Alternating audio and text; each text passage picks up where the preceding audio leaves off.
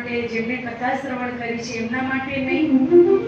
ત્યારે કહે છે કે કથાના વક્તાઓના અને શ્રોતાઓના લક્ષણ આમાં સમાઈ જાય છે કે જેવી રીતે વક્તાનું આસન એક હોય એવી જ રીતે શ્રોતાએ એવો નિયમ પાળવો જોઈએ. એક આસન ઉપર બેસી કરી ભગવાનની કથાઓ સાંભળવી જોઈએ. અને જ્યારે ભગવાનની કથા સાંભળવા માટે જ્યારે આપણે જઈએ તો ભગવાનના નામનો મંત્ર ઉચ્ચાર કરવો જોઈએ. જ્યારે મંત્ર ઉચ્ચાર કરતા ભગવાનની કથા સાંભળવી હોય તો કહેવાય કે ઘીનું પાન કરીને આવવું જોઈએ. બીજું કાંઈ ભોજન કરવું જોઈએ નહીં કે ઘી પી તો પચી શકે નહીં. કળિયુગના શ્રોતાઓ ઘી પીએ તો ભલે દોડતા રહે,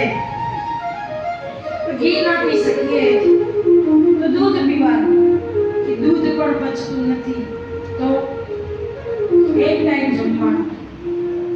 એક ટાઈમ જમવામાં ભૂખ લાગે છે, આ બહુ સરસ મજાના જમવાનું બનતું હોય એક ટાઈમ જમીએ તો કેમ ચાલે? તો કે ફૂલ આહાર કરવો પણ ઝોલા ન ખાવ. ઝોલા આવી જાય, પેટ ભરેલું હોય, આળસ આવે, આ ન કરવું.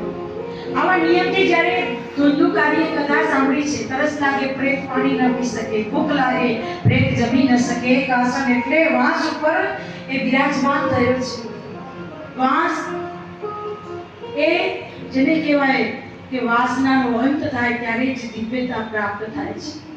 અને ધુંધુકારીને દિવ્યતા પ્રાપ્ત થઈ. ભગવાનના પાર્ષદ એમને લઈ ગયા. ગોકર્ણજીએ બીજી વખત કથાનું આયોજન કર્યું. પૂર્ણ ગામને કથા સંભળાવી, નીતિ નિયમથી કથાનું રસપાન કરી બધાના માટે વિમાન આવ્યા છે. જે ભગવાન રામ સાકેત જઈ રહ્યા હતા, આખી અયોધ્યાને ભગવાન પોતાના ધામમાં લઈ જાય છે, એવી જ રીતે ગોકર્ણજી જ્યારે કથાનો પ્રારંભ કર્યો, પૂરા ગામને ભગવાનના ધામમાં જવા મળ્યું છે. અને આમ કરતા જેમ ધુંધુકારીને મોક્ષ મળ્યો એવી જ રીતે ગામજનોને મોક્ષ અપાવ્યો છે ગોકર્ણજીએ. કે આવો મહાન પુત્ર પ્રાપ્ત થાય ત્યારે એક ઘરને નહીં પણ આખા ગામને, સમાજને તારે છે.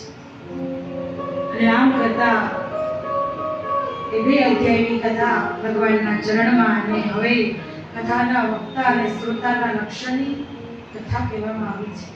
વિરક્ત, વૈષ્ણવ અને વિપ્ર, દ્રષ્ટાંત, કુશલ એવો વક્તા હોવો જોઈએ.